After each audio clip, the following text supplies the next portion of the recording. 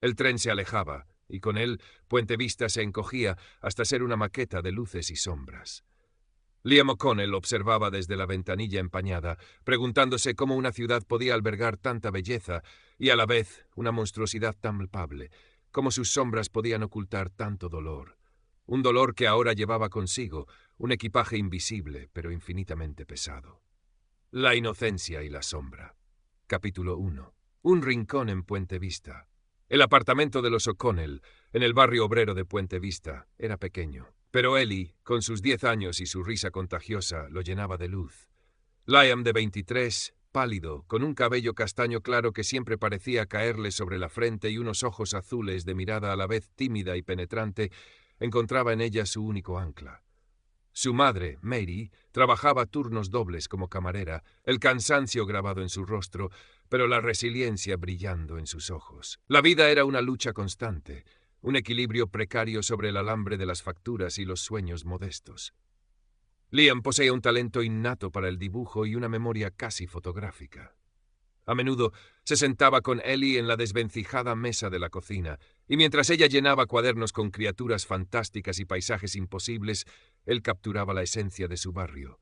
Los ladrillos desgastados, las escaleras de incendios oxidadas, los rostros curtidos de sus vecinos. Eran bocetos de una realidad que contrastaba brutalmente con el resplandor del centro de la ciudad, donde los rascacielos de cristal y acero arañaban el cielo, dominados por la silueta imponente de las oficinas centrales de Vargas Corp. Ricardo Vargas. El nombre flotaba en el aire de Puente Vista como una deidad omnipresente. Vallas publicitarias con su rostro sonriente prometiendo un futuro mejor, noticias sobre sus donaciones filantrópicas, su influencia palpable en cada decisión municipal. Para Liam, sin embargo, el nombre Vargas estaba manchado de una sombra más oscura, una sospecha persistente ligada a la muerte de su padre, un líder sindical en una de las primeras fábricas de Vargas, fallecido años atrás en lo que se clasificó como un accidente laboral. Nunca hubo pruebas, solo susurros y una profunda desconfianza que Liam había heredado. Ellie, ajena a estas preocupaciones, soñaba con ser artista, como su hermano. Cuando sea grande, Liam, decía con los ojos brillantes, dibujaremos el mundo entero y le pondremos mucho color a las partes tristes. Liam sonreía, apretando su mano pequeña, deseando con todas sus fuerzas poder proteger esa inocencia. Capítulo 2. El gigante de cemento.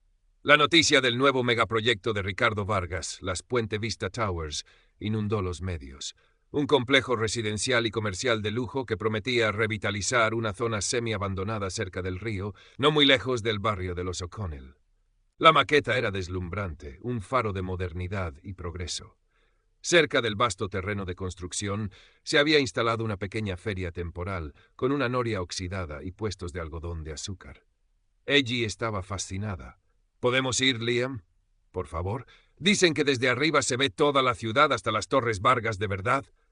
Liam sentía una opresión en el pecho cada vez que veía la velocidad frenética con la que avanzaban las obras, la arrogancia con la que se levantaban las estructuras. Había algo en la ostentación del proyecto que le generaba una profunda inquietud, un eco de la vieja herida familiar. Pero la ilusión en los ojos de Ellie era un bálsamo demasiado dulce para negárselo. Claro, enana. Iremos el sábado. Capítulo 3. El día que el cielo se cayó. El sábado llegó con un cielo gris y plomizo, presagio de la tormenta que se avecinaba, no solo meteorológica. Mientras Ellie reía en la cola de la noria, un estruendo monstruoso rasgó el aire. No fue un trueno, fue un rugido gutural, el lamento del hormigón y el acero al rendirse. Un ala de las Puente Vista Towers, aún en su esqueleto de cemento, se desplomó como un gigante herido de muerte. Una nube densa de polvo y escombros se elevó oscureciendo el sol, tragándose los gritos. El pánico se desató. Liam sintió que el suelo desaparecía bajo sus pies. Ellie. Su grito fue ahogado por el caos. Corrió ciegamente hacia la nube de polvo, empujando, tropezando, el nombre de su hermana como un mantra desesperado en sus labios. La feria, antes un lugar de risas, era ahora un escenario de terror. La estructura colapsada había alcanzado una parte del parque contiguo. Cuando el polvo comenzó a sentarse, vio una pequeña mano sobresaliendo de entre los cascotes, cerca de donde Ellie había estado. Un lazo rosa, el que ella siempre usaba, adornaba una muñeca inmóvil. El mundo de Liam se hizo añicos. Parte 2. El muro de la injusticia. Capítulo 4. Entre escombros y susurros. El hospital olía a antiséptico y a desesperación. Liam, cubierto de polvo y con el alma rota, esperaba en un pasillo frío y anónimo. Mary había llegado, su rostro una máscara de incredulidad y angustia. Finalmente, un médico con ojos cansados se acercó. Las palabras fueron un golpe brutal, directo al corazón. Ellie había fallecido. Lesión cerebral masiva, muerte instantánea. El dolor de Liam era un océano negro y helado que amenazaba con ahogarlo. La imagen de la mano de Ellie y su lazo rosa se quemaba en su retina. Mientras tanto, la maquinaria de Ricardo Vargas ya estaba en movimiento. Comunicados de prensa lamentando el trágico e imprevisible accidente, prometiendo una investigación exhaustiva y transparente, ofreciendo condolencias a las familias afectadas. Su rostro, compuesto y solemne, aparecía en todas las pantallas. Liam escuchaba los susurros en el hospital. Materiales de baja calidad, prisas por cumplir plazos, inspectores sobornados. Rumores que confirmaban sus peores temores. La sombra de Vargas se cernía, protectora sobre su imperio, indiferente al sufrimiento que causaba. Capítulo 5. Puertas cerradas. Los días siguientes fueron una pesadilla borrosa. El funeral de Ellie, un pequeño ataúd blanco, la risa de su hermana convertida en un eco doloroso en el silencio de su apartamento. Mary se hundió en una depresión silenciosa. Liam, por su parte, sintió como la tristeza se transformaba en una rabia fría, una determinación gélida. Intentó buscar respuestas, justicia. Acudió a la policía, pero los oficiales parecían desinteresados, casi intimidados. Es un accidente terrible, señor O'Connell, pero estas cosas pasan. Se está investigando. Buscó un abogado, uno recomendado por un antiguo compañero de sindicato de su padre. El hombre, un veterano curtido en 1000 batallas legales perdidas contra los poderosos, fue honesto. Hijo, contra Vargas no tienes ninguna oportunidad. Tiene a la ciudad en el bolsillo. Te destrozarán. Cada puerta que tocaba se cerraba en sus narices. Testigos que inicialmente habían hablado de negligencias evidentes en la construcción, de repente se retractaban, sus memorias convenientemente borrosas. El miedo era un manto invisible que cubría Puente Vista. Vargas era intocable. Capítulo 6. La sonrisa del intocable. La investigación oficial fue una farsa predecible. Concluyó en tiempo récord. El colapso se debió a un fallo estructural imprevisible, quizás exacerbado por condiciones climáticas adversas. Se culpó a un pequeño subcontratista que convenientemente se había declarado en bancarrota la semana anterior. Ricardo Vargas y Vargas Corp fueron exonerados de toda responsabilidad. Pocos días después, Vargas apareció en una entrevista televisiva. Con una estudiada expresión de congoja, lamentó profundamente la tragedia que ha enlutado nuestra ciudad. Anunció la creación de una fundación con el nombre de las víctimas, una donación simbólica que era una migaja de sus vastas ganancias. Y luego sonrió. Una sonrisa breve, casi imperceptible, pero cargada de la arrogancia del que se sabe impune. Liam vio esa sonrisa. Y en ese instante, algo dentro de él, algo que había luchado por mantener intacto, su fe en la justicia, su esperanza en la bondad inherente de las personas, se hizo añicos de forma definitiva. La desesperación no dio paso a la rendición, sino a una metamorfosis. Si el sistema no le ofrecía justicia para él y para su padre, él mismo la arrancaría de las entrañas de la ciudad. Ya no era el joven tímido e introvertido. En sus ojos azules ahora ardía una llama gélida. El tablero estaba dispuesto. Parte 3. El cazador de... Capítulo 7. El tablero O'Connell se convirtió en una sombra. Dejó su trabajo esporádico en un almacén. Su vida se redujo a un único propósito: desmantelar el imperio de Ricardo Vargas, pieza por pieza. Su pequeño apartamento se transformó en un centro de operaciones improvisado. Las paredes se cubrieron de recortes de periódico, fotografías de Vargas y sus asociados, mapas de la ciudad con anotaciones crípticas. Sus dibujos ya no eran paisajes melancólicos, ahora eran diagramas de conexiones, reconstrucciones de eventos, rostros recordados con una precisión asombrosa. Utilizaba las bibliotecas públicas para acceder a archivos municipales, registros de propiedad, historiales de empresas. En cibercafés anónimos rastreaba la huella digital de Vargas Corp, buscando vulnerabilidades, patrones de corrupción. Su memoria fotográfica, antes un simple don, se convirtió en su arma más poderosa. Recordaba matrículas, conversaciones escuchadas al azar, detalles que a otros se les escaparían. Aprendió a moverse por la ciudad como un fantasma. Observaba los edificios de Vargas, sus rutinas, los movimientos de sus hombres de confianza. Su palidez, su aspecto anodino, que antes lo hacían sentirse invisible en el mal sentido, ahora eran su camuflaje. Nadie reparaba en el joven delgado y callado que tomaba notas en un café frente a la sede de Vargas Corp, o que parecía perdido en sus pensamientos cerca de las lujosas residencias de sus directivos. Mary, sumida en su propio duelo, apenas notaba la transformación de su hijo, o quizás prefería no ver la peligrosa obsesión que crecía en sus ojos. Liam la protegía de su nueva realidad, trabajando en la oscuridad alimentado por el recuerdo de la risa de Ellie y la injusticia flagrante que había consumido a su familia. Capítulo 8. Su primer avance significativo llegó tras semanas de búsqueda infructuosa. Rastreando antiguos empleados de Vargas Corp, dio con el nombre de Arthur Jenkins, un ingeniero estructural despedido 5 años atrás. Localizarlo fue difícil. Jenkins vivía con miedo, cambiando constantemente de residencia. Liam lo encontró en un modesto motel en las afueras de Puente Vista. Jenkins, un hombre encanecido y de mirada huidiza, al principio se negó a hablar. Vargas es peligroso. Tiene ojos y oídos en todas partes. Si te atrapa, nadie encontrará tu cuerpo, susurró, mirando nerviosamente por la ventana. Pero Liam no se rindió.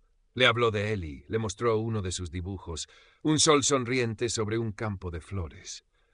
Le habló de su padre, de la sospecha que lo consumía. Vio un destello de reconocimiento en los ojos de Jenkins, la misma chispa de indignación reprimida. Finalmente, Jenkins cedió. Había sido despedido por cuestionar la integridad estructural de varios proyectos de Vargas, por negarse a firmar informes que ocultaban el uso de materiales de calidad inferior y prácticas de construcción negligentes para abaratar costes. Tenía copias de correos electrónicos, memorandos internos, incluso algunos planos alterados. Pruebas que demostraban un patrón de negligencia criminal que se remontaba años atrás, incluyendo la época en que la fábrica donde murió el padre de Liam había sufrido remodelaciones. Guardé esto por si algún día alguien tenía el valor de enfrentarlo, dijo Jenkins, entregándole a Liam una memoria USB. Pero ten cuidado, muchacho. Estás jugando con fuego. Liam sintió un escalofrío recorrerle la espalda, pero también una oleada de exultante determinación. Tenía un hilo sólido, y sabía que si tiraba lo suficiente, toda la red de corrupción de Vargas podría desmoronarse. El ojo de la tormenta. Con las pruebas de Jenkins, Liam profundizó su investigación. Cruzó datos, conectó nombres, fechas. El patrón era claro. Vargas Corp sistemáticamente priorizaba el beneficio sobre la seguridad, silenciando o eliminando cualquier obstáculo. La muerte de su padre ya no parecía un simple accidente. Encajaba demasiado bien en la macabra operativa de Vargas. Ricardo Vargas, mientras tanto, no era ajeno a los movimientos en las sombras. Tenía informantes, una red de seguridad construida sobre el miedo y el dinero.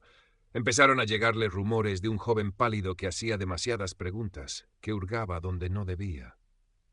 La intimidación fue sutil al principio. Un par de policías locales, conocidos por su lealtad a Vargas, detuvieron a Liam una noche, un control rutinario que se prolongó innecesariamente, con preguntas veladas sobre sus actividades.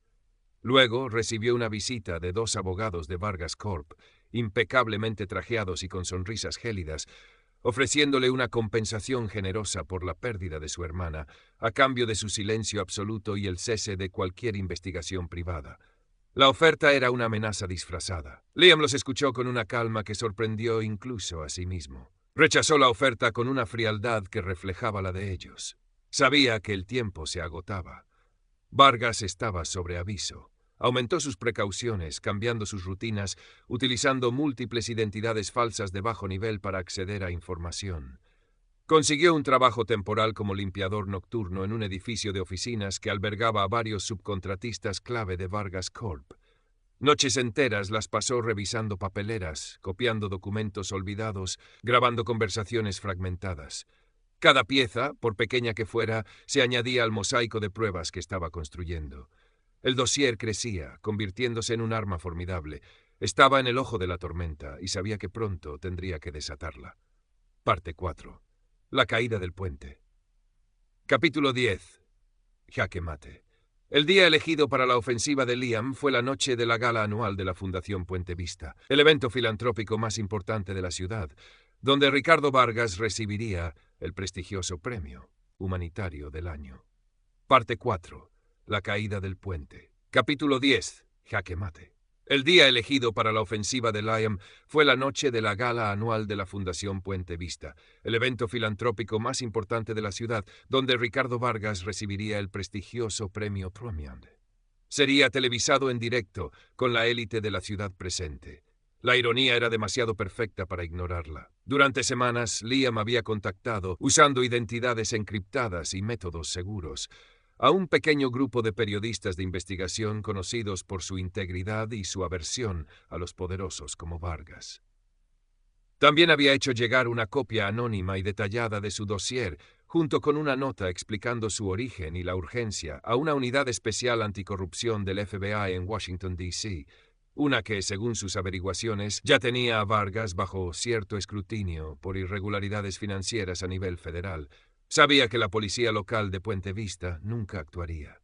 La noche de la gala, mientras Ricardo Vargas subía al escenario, con su sonrisa ensayada y su discurso sobre la generosidad y la responsabilidad cívica, Liam, desde un pequeño y anónimo apartamento alquilado al otro lado de la ciudad, dio la señal.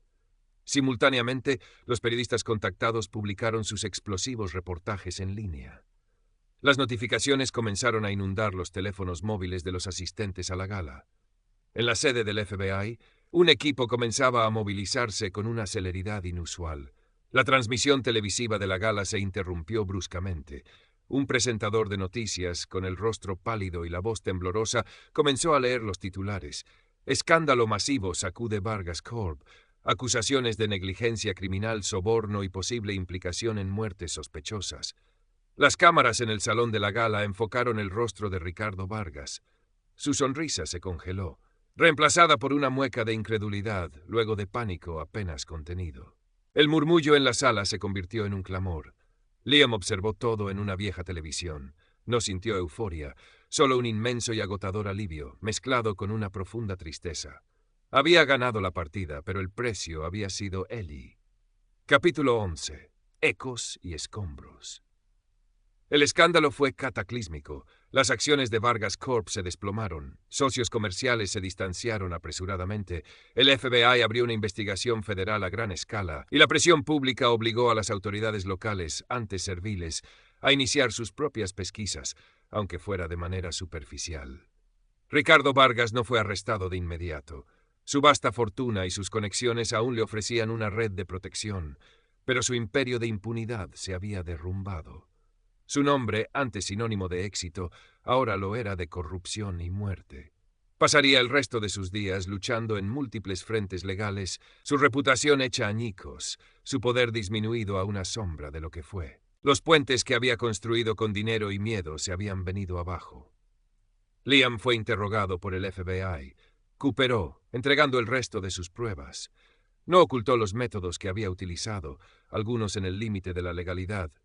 Pero la magnitud de los crímenes de Vargas y la simpatía pública que generó la historia de Ellie lo protegieron de consecuencias graves. Quizás enfrentaría cargos menores por allanamiento o acceso no autorizado a información, pero era un precio que estaba dispuesto a pagar. Días después, Liam visitó la tumba de Ellie. El pequeño ángel de mármol parecía sonreír bajo el sol pálido de otoño. Dejó un ramo de sus flores favoritas y uno de sus propios dibujos, un puente intacto, uniendo dos orillas bajo un cielo azul. «Lo hice, enana», susurró, las lágrimas finalmente corriendo por sus mejillas. «No te traje de vuelta, pero ya no podrá hacerle daño a nadie más. Tu dibujo tenía razón. Hay que ponerle color a las partes tristes, aunque sea un color oscuro como la justicia».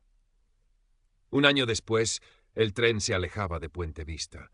Liam O'Connell miraba por la ventanilla, no con la desesperación de antaño, sino con una calma melancólica. La ciudad seguía allí, con sus luces y sus sombras, pero algo había cambiado, o quizás era él quien había cambiado. Vargas seguía enredado en juicios, su salud deteriorada, su figura pública destruida.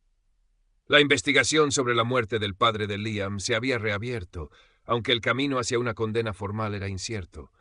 Liam había testificado, había contado su historia. Luego había decidido marcharse. No buscaba la felicidad, quizás eso ya no era posible. Buscaba un propósito. Había recibido una oferta discreta de una pequeña organización sin ánimo de lucro que ayudaba a víctimas de la corrupción corporativa, utilizando sus habilidades de investigación. El recuerdo de Ellie, de su risa, de sus dibujos, era un faro constante. Ya no era solo dolor, era también inspiración. Sabía que la lucha contra la injusticia era una maratón, no un sprint. Y él, el joven pálido que una vez se sintió invisible, había aprendido a cazar sombras, y a veces incluso a disiparlas un poco con la luz frágil pero persistente de la verdad. El tren aceleró, llevándolo hacia un futuro incierto, pero ya no estaba solo. Llevaba consigo el amor de una hermana, la memoria de un padre y la convicción de que, incluso en la ciudad más oscura, siempre valía la pena luchar por un atisbo de justicia.